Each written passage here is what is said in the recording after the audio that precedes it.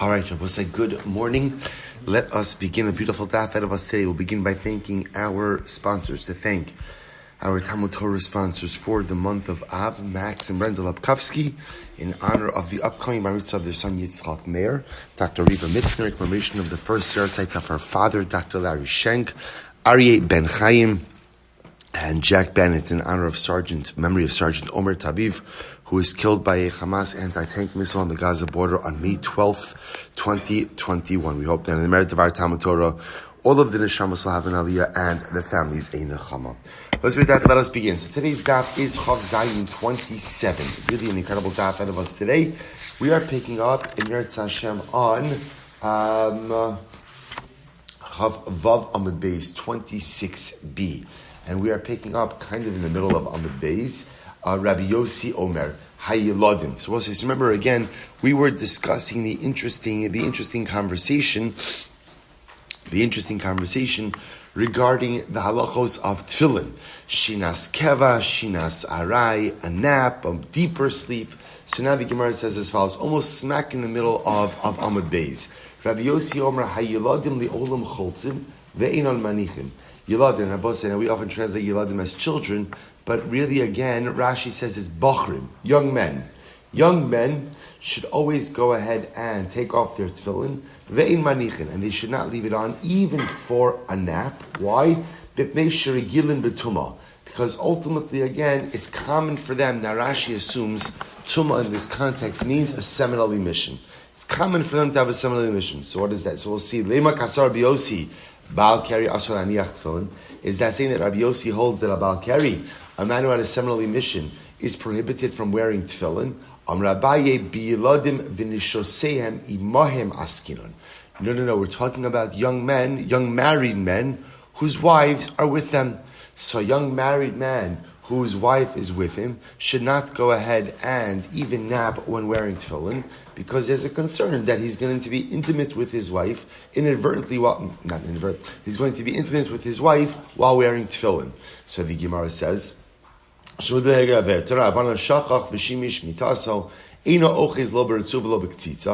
Gemara says, if let's say a person was wearing tefillin and forgetting that he was wearing tefillin ended up having relations while wearing tefillin, so we learned in yesterday's daf that if a man becomes a Baal Keri when wearing tefillin, ideally he has to remove the tefillin, but he shouldn't remove the tefillin by touching it directly. Instead, what should he do? Now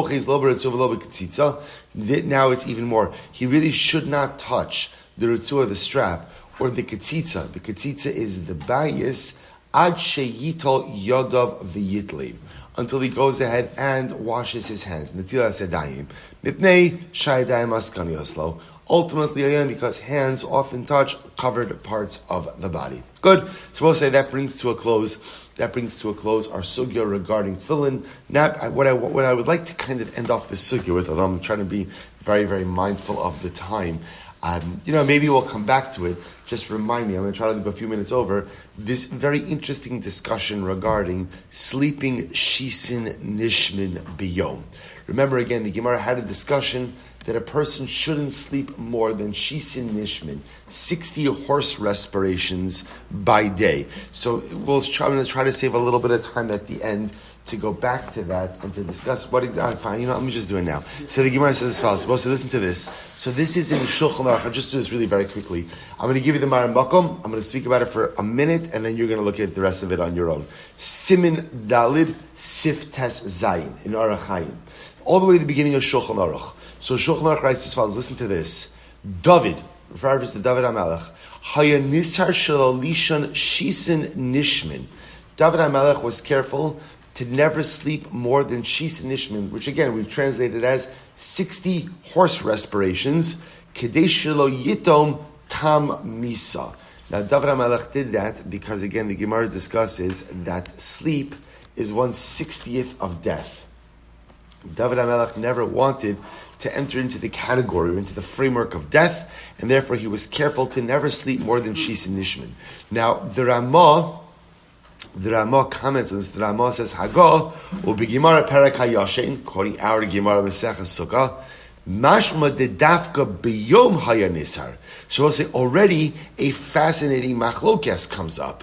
The Ramah comments that David HaMelech was only careful not to sleep shisin nishmin by day, which, by the way, is really the context of our Gemara, sleeping by day. But at night, David HaMelech would sleep, whatever he would sleep.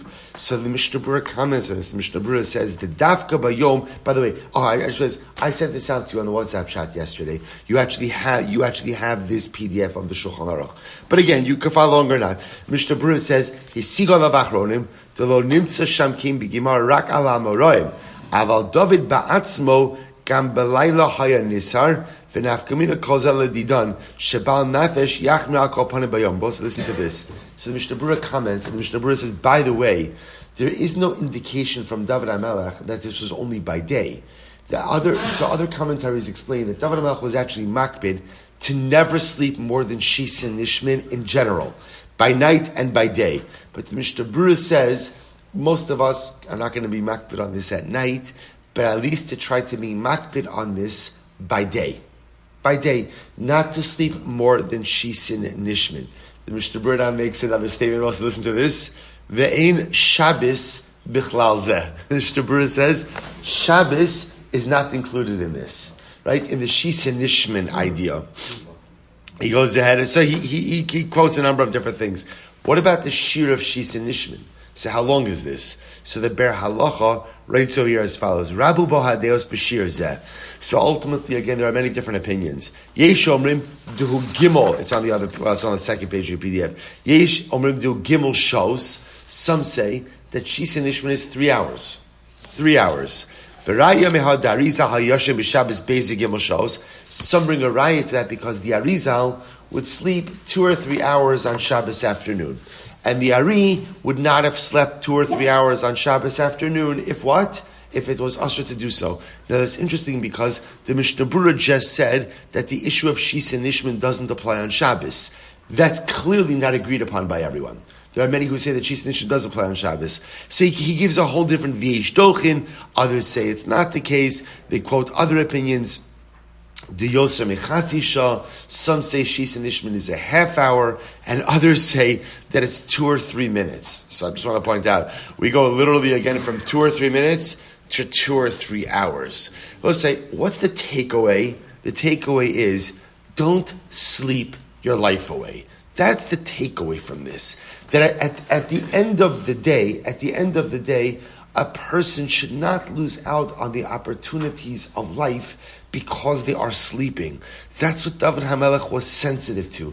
There's so much to do. There's so much to accomplish. There's so much to be. There's time to sleep. After 120, don't utilize the precious moments of life sleeping, but rather utilize them doing. Good, let's go weiter. Says, I told you, only 30 seconds. Says in the Mishnah, we'll say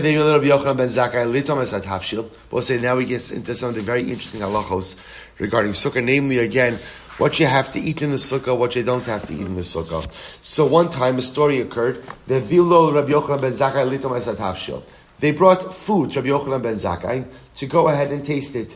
Rabbi Gamliel, Schneck kosavos udali shamayim. And Rabbi Gamliel, they brought him 2 dates and a bucket of water. Va'amru, and they said, Halom l'sukkah. So in both of these cases, Rabbi Gamliel and Rabbi Yochanan ben Zakkai told their attendants, bring the food into the sukkah and we'll have it there. We'll have it there. The Gemara says, now in both of these cases, you're talking about a relatively small amount of food, right? Remember again, Rabbi Yochanan ben Zakkai, the lashon of the Mishnah is litom, a te'ima. They wanted him to taste something. 2 dates and a glass of water, certainly not a meal. Nevertheless, in these cases, they told their attendants, bring the food into the sukkah. And when they would give Reb Tzadok food less than the volume of a beitza, of an egg, notel b'mata, he would go ahead and wrap it in a cloth va'achlo chutz l'sukkah. He would eat it outside of the sukkah, and he would not bench afterwards. Now, there's a lot of stuff happening in that episode with Reb Tzadok. So when they would bring Reb Tzadok food less than a kibetza, 3 things would occur. Number 1, he would hold it while in a cloth. Number 2, he wouldn't eat it in the sukkah. Number 3, he would not bench. Look at Rashi. Natal b'mapa, lo natal yadav. We'll say he would not wash his hands. He wouldn't do netilas yadayim. Ela karach b'mapa yadav mishum nikiyos. Dekasavar pachos mikebeitza lo bay netilas yadayim v'lo bay sukkah v'lo bay birchas hamazon. Reb Tzadok was of the opinion that bread less than a kibetza does not require netilas yadayim, right? Especially if you're not going ahead and directly holding the bread itself, rather being korech b'mapa, holding it in a cloth. Number 2, it doesn't require netilas yadayim. Number 3, it doesn't require benching. Why doesn't it require benching? So Rashi goes on to say, because Rabbi Yehuda is of the opinion, Maseches Brachos, v'yachalta v'savata uveirachta. When is there an obligation to go ahead and what? To go ahead and bench? Only when what? V'savata. One is satiated. Says the Gemara, Maisa Listar. The Gemara says, I don't understand. In the previous Mishnah, we said, Ochlin v'shosin aray chutz l'sukkah. That you could have a snack, achilas aray, a non-meal, outside of the sukkah. Now here in this Mishnah, what are you starting with? 2 stories of where these Rabbanim ate their snacks inside of the sukkah. So is the story coming to contradict the rule we espoused before? To which the Gemara says, no. In fact, there's a piece missing. There's some wording missing, and here's how you have to read it. Im bala hachmir al atzmo machmir v'lespe mishum yuhura. So also listen to this. The way what the Mishnah is teaching us is as follows. The halacha is achilas aray can be eaten outside of the sukkah. That is the halacha. And I will say, why are you permitted to eat achilas aray outside of the sukkah? Why is that mutter? Because at the end of the day, your sukkah is like your home. Just like in your home, it's very common to eat a snack on the go, and you won't eat a snack inside of your house. So to your sukkah, you can eat a snack outside of your sukkah. What's happening over here in our Mishnah? If a person wants to be machmir on themselves and eat everything, even a snack inside of the sukkah, it's permitted. And eino machsi mishum yuhura. Both say it doesn't look like spiritual arrogance. You know, it's an interesting idea in halacha that a person should refrain from certain activities, even spiritual activities, if it has the appearance of arrogance. You know, I'll give you an example. So the Mishnah Berurah comments, he says, by the Hasidim, they put on tefillin of Rashi and Rabbeinu Tam. So the Mishnah Berurah says, what happens if a person wants to start putting on Rabbeinu Tam tefillin? So interesting, the Mishnah Berurah says, Mechsi kihura. It looks like spiritual arrogance. We don't do it. We don't do it. So because we don't do it, not by the Hasidim I'm talking about, but because we don't do it, there are certain things where if you go above and beyond the norm, so it looks like arrogance. You know, it's this interesting idea, because on one hand, we're always pushing ourselves to do more, to be more, to actualize more, but yet sometimes there is a situation where what you're doing is such a departure from the norm that it looks arrogant. So the Gemara is saying over here, the Mishnah is teaching me, you don't have to eat achilas aray inside of the sukkah. But if you want to be machmir, you could be machmir. And there is no achila, and there is no yuhura. There's no arrogance. The Gemara says, "Umaysinami ve'avilo Rabbi Yochanan ben Zakkai litam esat havshil u'Rabbi Gamliel Schneck salvos v'deli shamayim." Because one time they brought Rabbi Yochanan ben Zakkai to taste some of the food, and they brought Rabbi Gamliel 2 dates and a bucket of water, top of chav zayin, va'amru halum l'sukkah. And they said to their attendants, bring the food into the sukkah. Ukishanasnu lo Rabbi Tzadok. Ocha pachos mikabeitza. Similarly, when they gave to Rabbi Tzadok food less than the volume of an egg, natlo b'mapa, he took it in a cloth. Va'achlo chutz l'sukkah, he ate it outside of the sukkah. V'lo beirach acharov, and he did not bench afterwards. So the Gemara just infers hakibeitza by sukkah. So that sounds like if you have an egg's volume, you do require a sukkah. Leima to have it tiyuf to Rabbi Yosef Abaye. I guess this is a refutation of the position of Yosef and Abaye, to which the Gemara says, Dilma, pachos mikabeitza, netila ubracha lo boy. Maybe if you have food that's less than a beitza, so ultimately, again, it doesn't require netilas daim, it doesn't require brachas hamazon. However, hakibeitza, but in X volume, boy netila ubracha, would require both washing as well as a bracha. And I will say, so I want to point out, I sent out to you on the WhatsApp chat, the Shulchan Aruch on this sugya. What you have to eat in the sukkah and when you have to eat it is a more involved conversation. The general klal is you're only chayiv to eat achilas keva, right? What we'll call, quote unquote, a meal inside the sukkah. Achilas aray does not require a sukkah. That's the simplified version. The halacha l'maaseh is a bit more complex because then we get into, again, chameshes mine dagan, grain-based items, right? Even eating a bit more of that might require a sukkah. So we'll have to find an opportunity to delve into those halachos a little bit more. But at least kind of as an overarching principle, we do accept this principle. Achilas keva has to be in the sukkah, but achilas aray does not. I will say, just to show you how it gets a little bit complicated sometimes, wine. Do you have to drink wine in a sukkah? Do you have to drink wine in a sukkah? So interestingly enough, wine is an interesting thing because since wine is chashuv, right? Sometimes the mere consumption of wine itself is considered like achilas keva. So, for example, if you're just having a little bit of wine, technically speaking, a little bit of wine would not require a sukkah. But let's say if you're going to have an extra two revesim, right? You're going to drink 2 reviuses of wine. You would require a sukkah. Well, so, you know where this comes up? Fascinating situation. Havdalah. Havdalah on, let's say, again, Shabbos Chalamayid. Or Havdalah, I should say, on Matzah Yom Tiv, right? Going into Chalamayid. Right? Do you make a leishev basukah when you make Havdalah or not? So what does it depend on? How much wine you're going to drink. So conventional wisdom is, drink an additional revius of wine in addition to Havdalah. This way, first of all, you never go wrong by drinking an additional revius of wine. Klal gadol in life. But over here, you drink an additional revius, you make a leishei basukah. So just pointing out to you, drinking an additional revius of wine, would we automatically assume that that's called achilas keva? No. So again, the principle is correct. Of course, the principle is correct. Right? The principle, as the Gemara is saying it over here, is the one we follow halacha l'maisa, but the actual details are a bit more involved. The Meretz will have the opportunity to come back to it. Good. Says the Mishnah. Both say this is actually quite a fascinating sugya. Excuse me. Good. Mishnah. Really exciting. Rabbi Eliezer Omer. Arboesei suudos chayiv adam le'echol b'sukkah. Listen to this. Rabbi Eliezer holds that you are obligated over the course of Yom Tiv to eat 14 meals in the sukkah. So, right, an obligation of 14 meals. Achaz bayom va'achaz balayla. Where do you get 14? 7 days of Sukkot, because remember again, Shmini Atzeres is not part of Sukkot. 7 days of Sukkot, 1 meal by day, 1 meal by night. The Chacham say ein ledavar kitzvah. The Chachamim say no, there is no obligation to have meals every single day. Right, Abba said, I want to point out, there is an independent mitzvah of the samachta bechagecha, which is a general simcha, which is a general mitzvah of simcha on Yom Tiv, and at least for men, that simcha is in food, right? Basar and yayin. But we're not talking about that. What we're talking about over here is the general obligation of sukkah. So Rabbi Eliezer holds the mitzvah of sukkah itself generates an obligation for 14 meals.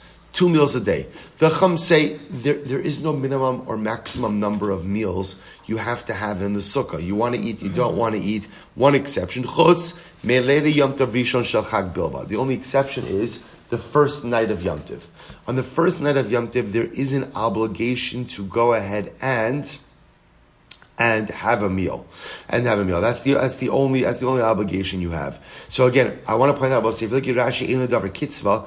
Imratza lehis anos, ein anos ukukin lo. But listen to this. The Chachamim say, if you don't want to eat over Sukkot, that's your business. That's your business. So you want to eat, you don't want to eat, that's up to you. The only thing the Chachamim say you must do is have a Seudah the first night of Yom Tiv. So the Gemara says, Va'od, Amar Rabbi Eliezer, listen to this.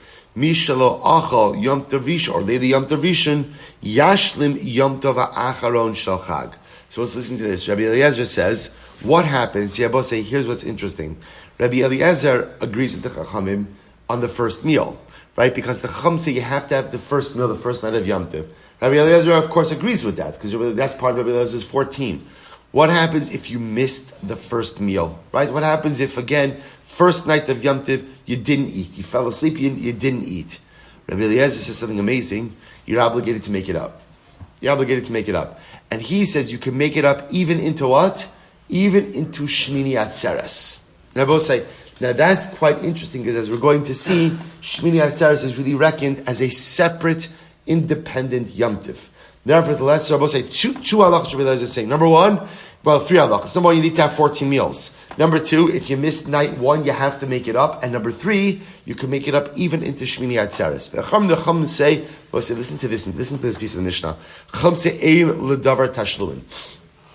The Chachamim say that once you miss the meal on the first night, there's no makeup. There's no makeup. Well, so listen to this. V'al zeh ne'emar. And about something like this, it is said, quoting the pasuk from Tehillim, Mu'uvas lo yuchal liskon, that which is crooked, right? That which is crooked cannot be straightened out. V'chesron lo yuchal lihimanos, and that which is missing cannot be counted. In other words, the Chachamim say, there are things in life that if you miss the opportunity, you miss the opportunity. I've often found that this is one of the most haunting psukim in all of Tanakh. Sometimes in life you miss opportunities, and once you miss it, you can never regain it. It doesn't mean there aren't other opportunities. There'll be different opportunities. But sometimes when it's in the opportunities come our way, and we say later, whatever you fill in the blank, I'll get to it later. And then finally when we realize that, wow, this is a great opportunity, we want to take it, it's gone. It's gone. Almost as if we have this expectation the opportunities of life will wait for us, but they never do. They never do. V'chesron lo yuchal lihimanos. So it's really 2 parts. Muvas lo yuchal liskon. Sometimes you break something and you can't fix it. V'chesron lo yuchal lihimanos. And sometimes you miss opportunities and you can't regain them. So the Chacham say, once you miss your opportunity on the first night of Yom Tov to have your Suda, you're done. There's no makeup for that. But when I was preparing that, I thought to myself, can you imagine what a schus it is to think about that the only missed opportunity you ever had in life was a meal, right? What a great place to be in, right? Yeah, I missed the meal opportunity. Halavai v'shlo bizocha, that should be our missed opportunities of life. So the Gemara goes weiter. Plus, it's very exciting sugya. My time at Rabbi Eliezer. What's Rabbi Eliezer's logic of 14 meals? So he says, Teishvu ke'ein taduru. Because he paskins that halacha l'maisa, you have to live in your sukkah the same way you dwell in your home. Madira achas bayom va'achas ba'layla. Just like a dira, right? Just like ultimately, again, in your home, you normally eat 2 meals. It's actually very interesting. They didn't eat 3 meals a day, right? They ate 2 meals, right? They ate 2 meals. Really what they ended up eating, was like a later breakfast and an earlier dinner, right? We know because again, the Gemara tells us that the power of pas shachris, of eating in the morning, and interestingly enough, people were makbid to eat before it got dark outside, because the Gemara discusses that a summa, a blind person, is never full, which is actually interesting because the Gemara assumes that part of the eating experience is seeing what you eat, which is interesting. I guess, people talk about I feel like presentation. There's something to it. There's something to it. Part of the enjoyment of eating, ultimately, again, is presentation. So the Gemara says, Achaz bayom va'achaz balayla. Af sukkah, achaz, let's just point out, get focus. Right, af sukkah, achaz bayom va'achaz balayla. So to sukkah, 2 meals, 1 by day, 1 by night. That's Rabbi Eliezer's shita. V'rabbanan kedira. So we'll say, the Rabbanan agree, yeah, your sukkah looks just like your house. How so? Madira iboy achil iboy lo achil. Af sukkah nami iboy achil ilo boy achil. And then Rabbanan will say, yeah, in your home, do you have an obligation to eat 2 meals a day? You have an obligation? If you want to eat, you eat. If you don't want to eat, you don't want to eat. So too in the sukkah, if you want to eat, you'll eat. If you don't want to eat, you don't eat. So we'll say, so interestingly enough, both Rabbi Eliezer and the Rabbanan are actually agreeing on the principle. The principle is that your life in your sukkah must mirror your life at home. Rabbi Eliezer will say you eat 2 meals, most people eat 2 meals a day. So therefore in your sukkah you have to eat 2 meals a day. The Rabbanan say no. Most people what? Eat when they want to. So too in your sukkah you could eat when you want to. Says the Gemara, well, Rabbanan, if that's the case, that just like in your house you eat when you want to, so in your sukkah you should eat when you want to. The same halacha should apply for the first night of Sukkot as well. For the first night of Sukkot as well. To which the Gemara says, so in other words, why Rabbanan do you say that there's an obligation to have a meal on the first night.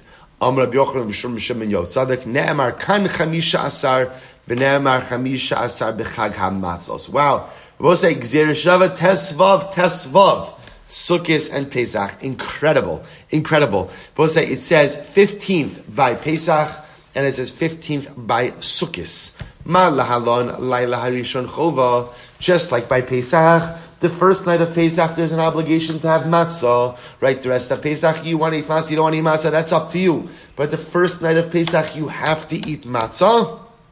Afkan, laila rishon chova. So too over here by Sukkot, you can sit in the sukkah, you don't want to sit in the sukkah. First night, you have to have a meal in your sukkah. Mikan ve'elich rishus. But for the rest of Sukkot, whatever you want to do is your business. Same way on the rest of Pesach, you want to eat matzah, don't want to eat matzah, that's up to you. So to Sukkot, you want to sit in the sukkah, don't want to sit in the sukkah, that's up to you. But the Gzeir Shavav Chamishasar, Tesvav says like just as matzah is obligatory on the first night, so to sukkah is obligatory on the first night. I says the Gemara B'Hasamid. By the way, how do you know that matzah is obligated? That there's an obligation of matzah on the first night? Amr Kra ba'erev tochlu matzos, because the pasuk says that night, first night of Pesach, you shall eat matzah hakasov kavo chova. The pasuk ultimately again has established it as an obligation. But so I just want to point out this. So therefore, again, here's what comes out. First of all, we don't pass like Rabbi Eliezer, we pass like the Rabbanan. So there is no obligation to have 14 meals over the course of Pesach. Sukkah. However, we do paskin that eating in the sukkah on the first night is a biblical obligation. Mitzvah d'oraisa. And where is it gleaned from? Right here. Gzeir Shava Tesvav Chamishasar between Pesach and Sukkot. Just like Pesach, you have to eat matzah on the first night. So too, again, Sukkot, you have to eat in the sukkah on the first night. I will say this is very important. This is why on the first night of Sukkah, we're obligated to eat in the sukkah, even under circumstances in which we would normally be exempt for the rest of Sukkot, right? It's pouring on the first night. What do you do? Well, first you wait, right? But let's say it's not stopping. What do? You make Kiddush, you make Hamotzi, right? And then you could continue the rest of the meal in your house. What are you talking about? Kiddush and Hamotzi, right? That's we just learned this. That's mitzvah. That's mitzvah, right? If it's raining inside of your sukkah, you're not obligated to sit and eat in your sukkah, because again, you wouldn't sit and eat in your home if there was a leak in the roof in a particular room. But yet again, because the first night is da'oraisa, chamishasar, I'm obligated at least for Kiddush and Hamotzi, even under extenuating circumstances. Incredible. Now, also, Aryeh Ben Chaim brings down that some have the minhag, interesting minhag, to eat a kezayis of matzah in the sukkah on the first night, right? So where does that come from, to eat a kezayis of matzah in the sukkah? Again, some who want to really take that Gzeir Shava all the way. I'm not aware that there's like a minhag to do it with matzah shmura. I don't think that there's such a minhag like that. But to go ahead and do matzah on the first night also is interesting. Okay, in any event, says the Gemara. V'od Rabbi Eliezer. So we'll say for the Rabbi Eliezer said that again, if you missed the meal on the first night, so you missed your first night obligatory biblical meal, you can go ahead and make it up even into Shmini Atzeres. I've Rabbi Eliezer, Arbas Reisudos Chayiv Adam Lechol B'Sukkah Achas. I'm sorry, B'Sukkah Achas B'Yom V'Achas B'Layla. Amar Bira Amar Rabbi Ami Chazer Bo Rabbi Eliezer. Ultimately, I will say, so how does that help exactly? In other words, Rabbi Eliezer says you're obligated to eat 14 meals over the course of Sukkot. He's dealing now with the case where you went ahead and you missed the meal on night number 1, right? And he says you can make it up even on Shmini Atzeres. We'll say, where are you eating on Shmini Atzeres? Where are you eating on Shmini Atzeres? In your house. Again, remember, leaving aside our contemporary practices, but in its purest form, you're not eating in the sukkah, you're not allowed to eat in the sukkah on Shmini Atzeres, in the purest form. Right? So how does making up an additional meal on Shmini Atzeres count towards your tally of 14 Sukkot meals? To which the Gemara says, you're right. Amr Rabbi Ami, Chazir Bar Rabbi Eliezer. Rabbi Eliezer retracted this position, right? Rabbi Bira was the name of a Chacham, standing Rabbi Ami, that Rabbi Eliezer recanted. He recanted. Rabbi Eliezer, what did he recant? He recanted his 14 meal obligation stance. If you take a look at Rashi, Chazir Bar Rabbi Eliezer, Eitzel chachamim lomar she'ein ladavar kitzva v'imratzel lisanos yisane chutz milei leyom tov harishon ubahamia polik alayah dikasava yishla tashlumin. Both say, listen to this. So Rabbi Eliezer recanted one part, but remained with the other. In other words, he took back the 14 meal obligation. It turns out that Rabbi Eliezer agrees with the Chachamim. There is no 14 meal obligation. The only obligation for a meal that exists on the Yom Tov of Sukkot is when? First night. Where Rabbi Eliezer does disagree is what happened if you missed your first night Suda. What happens if you missed it? According to the Chachamim, there's no makeup. If you miss it, you miss it. Rabbi Eliezer holds you can and actually have an obligation to make it up. When should you make it up? Well, ideally sometime over Sukkot. But if you didn't make it up over Sukkot, you could even make it up when? During Shmini Atzeres. That's his position. That's his position. So the Gemara says, Mashlim b'mai. So when we say that you can make up your missed meal on Shmini Atzeres, how exactly are you making up a missed meal? Ilema berifta suda diomi ka'achil. Say if you say that you're going to wash, well, you're washing anyway on your Suda Shmini Atzeres. In other words, how exactly do you make up a missed meal? Say if you want to say that you get an an additional challah, you're going to bring out an additional challah during your Suda Shmini Atzeres. Chalos. In other words, once you're washing, how is it demonstrative that what you're eating during your Shmini Atzeres meal makes up for the missed meal on the first night of Yom Tov? To which the Gemara says, Elamai yashlim b'minei targima.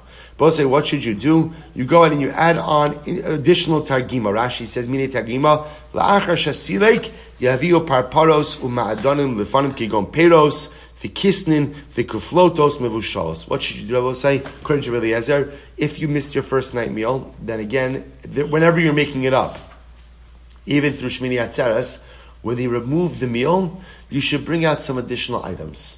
Bring out some additional items that you don't normally eat. Right, so he gives examples, right? Fruit or cake, right? Kisnin usually is a reference to like these dough, like a dough thing with filling. Go ahead, bring something special out, and when you bring it out, it's clearly something you don't normally eat. That'll be l'kavid suda harishona shel sukkos. That's the makeup for the first suda. Good. We'll say we don't paskin this way, right? Again, we paskin that the suda of the first night is obligatory, but halacha l'maaseh, if you missed it, you missed it. You missed it. Good. Says the Gemara. Both say it's great. Shal apotropos shel Agrippas hamelech es Rabbi Eliezer. Both listen to this. So the apotropos, the officer of King Agrippas, right? King Agrippas was a Jewish king. There's a whole story of King Agrippas. We'll see by Hakel. It's a whole story. So one time, the officer of King Agrippas, so a Jewish guy, asked Rabbi Eliezer, Kigon ani. Shani ragil lechol ela suda achos bayomau she'ochel suda achos ve'eftar. So listen to this. This particular officer asked Rabbi Eliezer, you hold that there's an obligation to eat 2 meals a day in the sukkah. Now, I will say it's interesting because we just said before that Rabbi Eliezer retracted this position.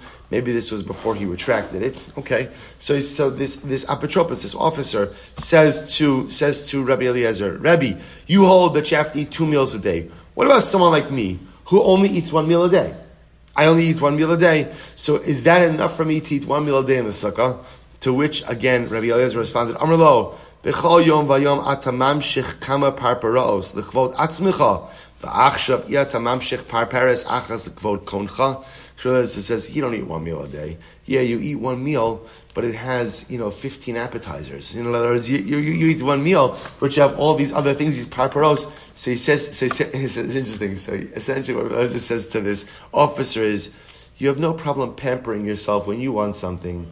What HaKadosh Baruch Hu wants, do for him as well. In other words, the same way you're willing to do for yourself, do for God. You eat plenty. You eat plenty over the course of the day. You call it 1 meal, but it's not really 1 meal. You have a whole bunch of appetizers. So for Sukkot, you'll go ahead and you'll make it into 2 meals. I will say, an incredible yisod, that the same way that sometimes, most of us would go the extra mile for our own personal comfort.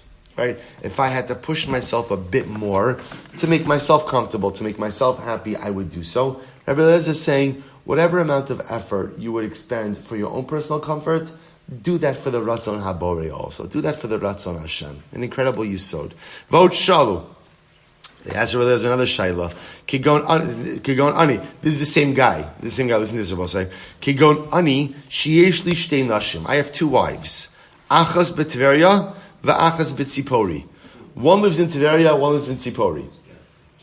I'm sure there's a lot more to this story. I have no doubt about that. Whether or not they knew each other, knew of each other, as a different shayla. In any event, I have two wives, right? One in Tveria, one in Tzipori. This is actually fascinating, not the two-wife part. V'yeshli shtei sukkos. And therefore I have two sukkos. I have literally two sukkos. Achas b'Tveria, v'achas b'Tzipori. Mahu she'etzei misukkah l'sukkah v'aftar. Can I, on the Yom Tov of Sukkos, transfer from sukkah to sukkah? Rashi says, "She'etzim misukkah l'sukkah lecha b'lishan yom bazu u'lemachar bazu." To spend one day to eat and sleep one day in one sukkah, to eat and sleep one day in another sukkah. You see the shayla and you say to yourself, "What are you talking about?" Right? In fact, the bigger shayla is the two wives, not the two sukkahs. Right? What is this? Well, say you're going to see. Rabbi Eliezer has a dramatic shita. Listen to this. So the Gemara says, "Amar lo." Rabbi Eliezer says, "Lo." No, you can't go from sukkah to sukkah on the Yom Tov of Sukkos. Why? Shani Omer, listen to this. Kol hayotze misukkah l'sukkah, bata mitzvasa l'rishona. I will say, this is absolutely incredible. Rabbi Eliezer says that for the Yom Tov of Sukkos, you must choose a sukkah. One sukkah for 7 days. And if you go ahead and you switch sukkos in the middle of Sukkos, not only are you not yotze the mitzvah going forward, but what? You've retroactively voided the mitzvah of sukkah up until this point. Rabbi Eliezer says one sukkah all 7 days. Look at Rashi. We'll discuss where he gets this from. So I'll say, if you switch sukkahs, literally, you switch sukkah in the middle of the Yom Tov, you've negated the mitzvah that you accrued the previous days. Ibdan lamafreya ve'ena mitzvah. Kedel f'kamash etzarach leishev kol zayin b'sukkah. But there's of the opinion that you must spend all 7 days in one sukkah. So Tanya, where do we say? So this is incredible. Rabbi Eliezer says, Ein yotzin misukkah l'sukkah. You cannot go from sukkah to sukkah. In other words, Rashi says, you can't eat in one sukkah today, or eat in one sukkah, sleep in a different sukkah, or eat and sleep in one sukkah today, be in a different sukkah tomorrow. Ve'ein osin sukkah b'chol shel moed. Similarly, Rabbi Eliezer holds that you can't construct a sukkah on Chol Hamoed. Now, why not? We're going to see, because Rabbi Eliezer requires you to have a sukkah for all 7 days. The Chum say, Yotzim sukkah l'sukkah, va'osa sukkah b'chol shel moed. The Chum say, no, you can go from sukkah to sukkah, and that's not a problem. And you can go and you can make a sukkah on Chol Hamoed also if you need to. V'shavin, but everyone agrees that what? Shem nafla, that if your sukkah falls down over the course of Yom Tiv, shechozer ubone b'chol shel moed, that you're allowed to rebuild. Obviously, you can't rebuild it on Yom Tiv, but you can rebuild it on Chol Hamoed. So we'll say, let's analyze this, because this is actually a pretty incredible sheet of Rabbi Eliezer, that you have to have one sukkah for the entire Yom Tiv. So what's the logic here? My time with Rabbi Eliezer, what is Rabbi Eliezer's logic? Get ready for this. Says the Gemara, Omer Kra, Chag Hasukos Taselecha Shivas Yomim. We'll say the pasuk says, literally again, the Yom Tov of Sukkot you shall make for you 7 days. Listen to how Rabbi Eliezer interprets that pasuk. He says, Asay sukkah haruya l'shiva. What the pasuk is teaching is you have to make a sukkah for all 7 days. You have to make a sukkah for 7 days. That's it. One sukkah that is going to serve you for 7 days. Incredible. But the Rabbanan will say, no, that's not what it's saying. Hachi kam rachmana. Asay sukkah b'chag.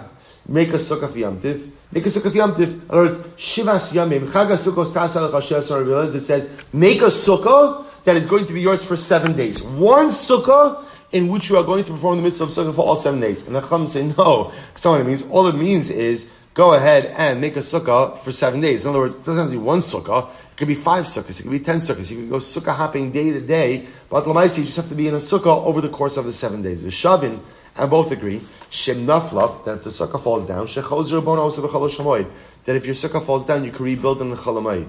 Now, what's the chiddush? Pshita. What? That seems to be obvious. What's the chiddush? Ma'adhem, what would you have thought? Ha achrisihi ve'ena l'shiva. You might have thought that according to Rabbi Eliezer, perhaps when you rebuild that sukkah, how do we view that new sukkah? As a new sukkah. Something brand new that's not connected to the previous sukkah that was standing. Kamash lo no. Kamash that even in that case, Rabbi Eliezer will say, the sukkah that fell down was the sukkah that was standing. When you rebuild it, there is sukkah continuity. So I will say, an incredible machlokes. Rabbi Eliezer is saying, Chaga sukkos tasa lecha shivas yamim, one sukkah, the entire Yom Tiv. Rabbanan is saying, no. All it means is you have to be in a sukkah. Which sukkah, whose sukkah, that's irrelevant. I'll tell you also, it's interesting, because I think like even on a hashkafic level, there could be a little bit of a machlokes over here. The whole essence of sukkah, the Zohar writes, is Selah Dehe Menusa. Right? The sukkah is supposed to be the protective shade, the protective embrace. I spoke to you, right? We said this Sasamas, beautiful Sasamas, who says, what's the shear of a sukkah? What's the shear of a sukkah? 2 defanos, 2 whole walls, and a tefach. So the Sasamas says, what does that look like? What does it look like? Remember, I think I spoke this out. It's an embrace, right? 1 wall, 2 wall, 3rd wall. It's an embrace. The sukkah is the embrace of the Ribbon Shalom. It's the embrace. It's the Tel Demnusa. It's after Yamim Noraim. I literally, again, immerse myself in HaKadosh Baruch Hu. So, it's almost as if Rabbi Eliezer is saying like this, true immersion means consistency. True immersion means consistency. That's what it means. Divine immersion requires consistency. Same sukkah, all 7 days. Because if I'm not consistent, it's impossible to maintain a relationship. So you want to go into the Tzeilah Devanusa, you want to go into the embrace, into the protective Shara Kodesh Baruch Hu, same sukkah, all 7 days. And the Rabbanan will say, consistency. Who amongst us is truly consistent? He says, consistency, that is the domain of the Ribbon Shalom. What makes HaKadosh Baruch Hu so great is that he is consistent. And by the way, he's consistently consistent. Right? And what makes us is that we are inherently inconsistent. We try to be consistent, but we recognize the fact that more often than not we'll be inconsistent, at least in some way. So the Rabbana will say, just try your best. And even if you're going sukkah to sukkah to sukkah, we'll say, what does sukkah to sukkah to sukkah represent? What does it represent? And we'll say, no 2 sukkahs look the same. Isn't it an incredible thing? No 2 sukkahs look the same. See, even if today you're in this sukkah, tomorrow you're in that sukkah, because it is, right? People put up their schach different ways, the decorations are differently, all different. No 2 sukkahs look the same. So even if today you're here, tomorrow you're there, you know what? The ikar is, show up. Show up. Get yourself into the sukkah, even if it's not the consistent experience. Show up day after day after day, and that's all the Ribono Shel Olam truly asks of you. An incredible machlokes, not just in Hilchos Sukkah, but in Hashkafas Chaim. As it says, all about consistency. 7 days, all in, same Sukkah. Rabbanan don't disagree with you, but most of us aren't capable of achieving that level of consistency. But if I can't be consistent, at least I could be committed. We'll say here this is machlokes of consistency versus commitment. Rabbi Eliezer requires consistency. The Rabbanan say consistency, a little bit difficult for most of us, but I could give you commitment. I could show up day after day, even if showing up doesn't always look the same. Incredible. For Rabbanan, so the Gemara says, Tanya, Rabbi Eliezer, Omer, Kishem Shein Adam Yotzei Decha Vasav Yom Tov Harishon Shel Chag B'Lu Lava Shel Chaveiro. But goes on. Rabbi Eliezer says, the same way that I can't be Yotzi on the first day of Yom Tiv with the lulav of my friend, Shene'emar Dichsev Ulakachtem Lachem.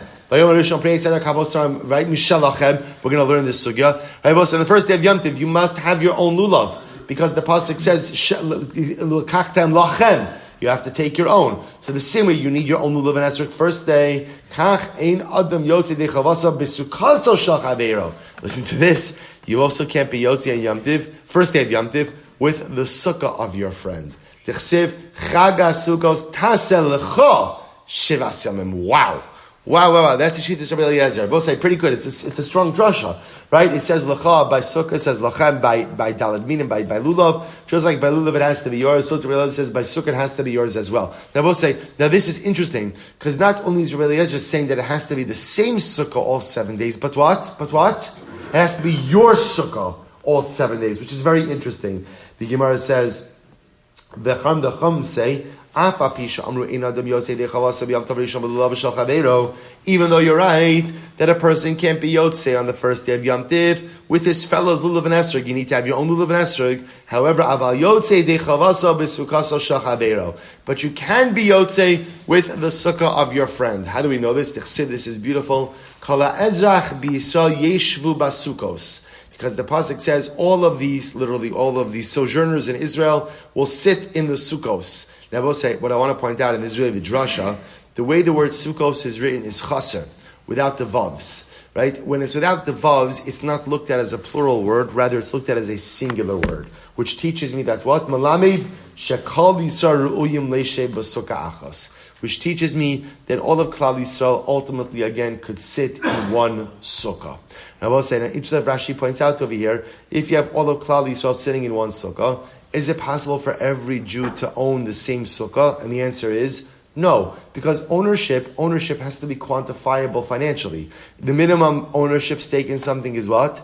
Is a Shaveh Pruta. If all of Klal Yisrael were to sit in one sukkah, would every single Jew have a Shaveh Pruta of ownership? And the answer is no. What do you see from here? That you don't need ownership over the sukkah. The sukkah does not have to be lacha. It doesn't have to be lach. It doesn't have to be yours. I will say, also just this we love, but this notion of Kol Yisrael Ru'uyim Leishe B'Sukkah Achas, all of Klal Yisrael could sit in one sukkah. I will say is also an incredible din in Achdus. It's possible for all of us to get along. Right? It's possible for every single Jew to sit in one sukkah. Beautiful Yisrael. Rabbanon, hay lecha, my darshibe. So what did the Rabbanon do with the lecha? Because Rabbi Eliezer uses lecha to teach me that you have to actually own your own sukkah, and you can only be yotzi in your own sukkah. What did the Rabbanon do with lecha? Interestingly enough, they say it comes to exclude a stolen sukkah. If you steal a sukkah, we'll discuss this because it's not so pashut how you steal a sukkah, right? In other words, now the truth is we live in a time that you could like pop up sukkahs, you can steal a sukkah, but b'pashtus, when you're talking about stealing a sukkah, what you're doing is going into Reuven's sukkah, kicking him out, changing the locks, right? And which is a whole shaila of karka nigzeles. We'll get to it. And then the Rabbanon say you can't be yotze with a stolen sukkah. Aval shu'ula ksiv kala ezrach, but you can be yotzei with a borrowed sukkah. Sukkah doesn't need to be yours. Rabbi Eliezer, haikol ezrach my avidle. What does Rabbi Eliezer do with the phrase kala ezrach b'Yisrael yeshe basukos? Mi baile leger shenis gayer ben sayim the katan shenis gadol ben sabos. This is fascinating. So remember, Rabbi Eliezer says that you need to have the same sukkah. It has to be your sukkah and the same sukkah for all 7 days. What happens if somebody converts during sukkahs? Or what happens, forget about case of conversion, what happens if a child becomes a bar mitzvah over the course of Sukkot? He doesn't have a full 7 days. According to Rabbi Eliezer, does he have the ability to fulfill the mitzvah of Sukkah? To which Rabbi Eliezer will say yes. That's what it means when it says Kala Ezrach.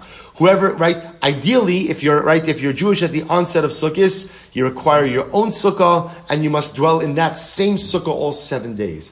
But if you only come into the mitzvah over the course of Yom Tov, either you converted or you become a bar mitzvah, then Allah Chalamayster, you could be Yotzei even though you don't have a full 7 days. The Rabbanan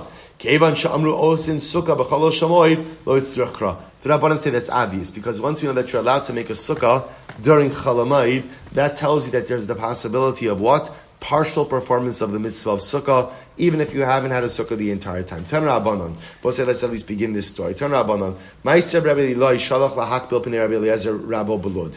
One time Rabbi Eloi went to visit his Rabbi Eliezer in Lud, which I will say again, we've seen already before. There's a mitzvah to visit your Rabbi on Yom Tov, on Chalamayid. Amar lo Eloi. So Rabbi Eliezer got upset. And Rabbi Eliezer says, Eloi, ein chamishov seharegel. You are not one who properly observes Yom Tov. Because Eliezer used to say, I praise the lazy people, not in general, but in this specific context, I praise the lazy people who don't leave their homes on Yom Tov. Because Eliezer felt that on Yom Tov, you're supposed to stay with your wife. On Yom Tov, you're supposed to stay with your family. So Rabbi Eliezer got very upset with Rabbi Eloi, that Rabbi Eloi left his family in order to come visit him on Yom Tov. So the Gemara says, Ini, is that so? But we learned, but we learned that a person is obligated to visit his Rebbe on Yom Tov.